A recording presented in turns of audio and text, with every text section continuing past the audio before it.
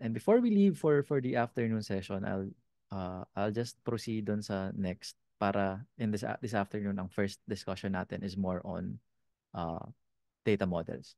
Mabilis lang naman yung coordinate reference systems. CRS or the coordinate reference systems, this is how we define where. Ang pinaka madali kong ang example niyan is just your yung natutunan natin nung mga bata tayo na Cartesian coordinate system. That is a coordinate reference system. So if we put a point here, meron siyang possible na coordinate pair. So ba mo 1 1 or 1 2, right? Itong 1 2, yan yung kanyang coordinates nitong uh, nitong circle na to. So yun lang yung tatandaan natin sa coordinate reference system. It uses coordinates which are usually, I say usually kasi meron ng coordinate systems na hindi gumagamit ng numbers, uses numbers to specify something's location. Right? It allows us to put objects in their proper locations on, above, or below the surface of the earth. Right? Yung parang yung coordinate reference system natin na Cartesian. Pag sinabi kong 1, 2, kaya kong i-locate kung naasan yung 1, 2 na yun. Now, there are two types of coordinate reference systems. One uses degrees of latitude or longitude. Yun yung geographic to refer to position. The other is projected. It uses linear units. So ito yung meters, feet, kilometers of eastings and northings as coordinates. There are other coordinate reference systems na available out there, pero ito yung classic or conventional. Ano yung main difference nilang dalawa aside from the units that they use? Yung madalas na purpose. So yung geographic, very easy siya to use for just showing locations. Kasi yung GPS natin uses WGS84 as its coordinate reference system. And yung WGS84, ang ina-output niya ng coordinates ay latitude, longitude. So you'll notice when you do geotagging or when you're doing GPS calculations or getting GPS observations, madalas naka-latitude, longitude siya. Yung projected coordinate reference systems, these are useful if you need precise distances, precise computations of area, etc. Kasi hindi tayo, as humans, I don't think we're hardwired to think based on geographic coordinates. Hindi tayo hardwired to think based on spherical area, right? Madali nating sabihin, gaano kalayo yung isang lugar? 2 kilometro. Gaano kalaki? 2 hektarya. We don't say, gaano kalayo yung isang lugar? 3 decimal seconds. Right? It's 1 decimal minute away. Medyo weird. Hindi siya ma-process ng mabilis ng utak natin. Kahit yung area.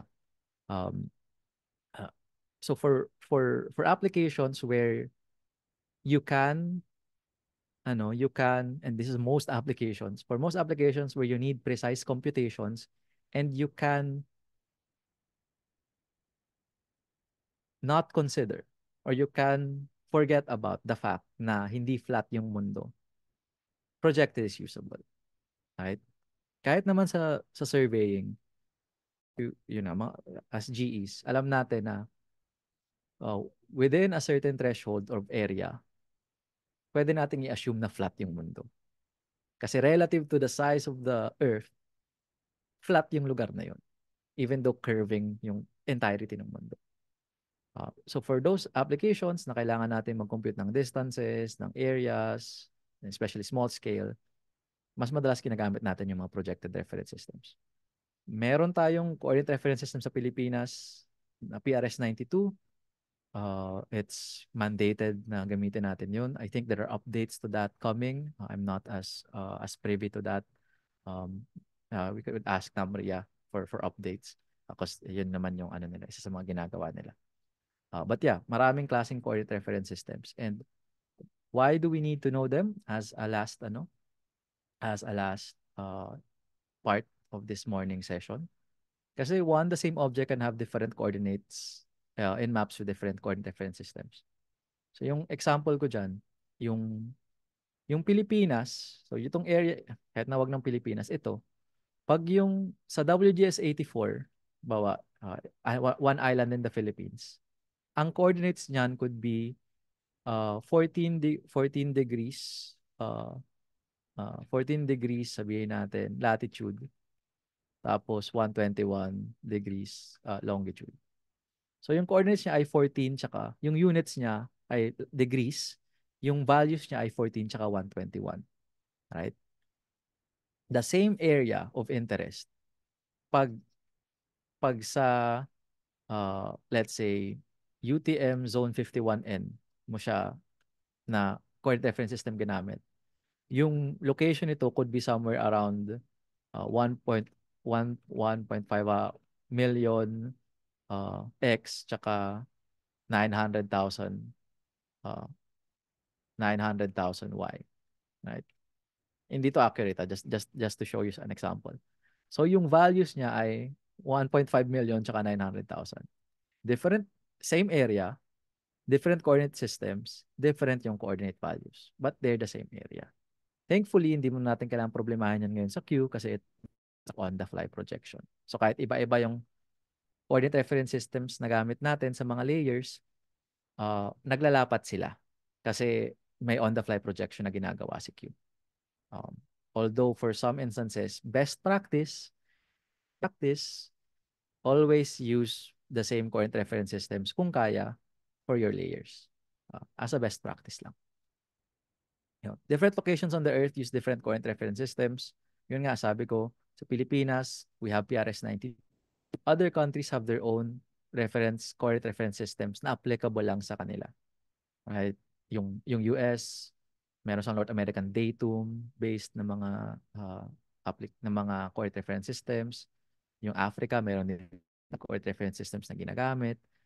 So nagbabago yung itong mga ganito. Right? And of course, different coordinate reference systems have different accuracies. So kung I tell people this na if you're doing precise geodetic work, don't use WGS84 as your base kasi it's an ensemble projection. It has been shown in instances na more than 10 meters minsan yung difference nung projection, yung coordinate na nakukompute sa WGS84 versus the actual coordinates if you do yung field surveying. So just think about those things. There are best practices naman that we can follow para maiwasan tong mga to. Right? And with that saktong-sakto tayo. That ends our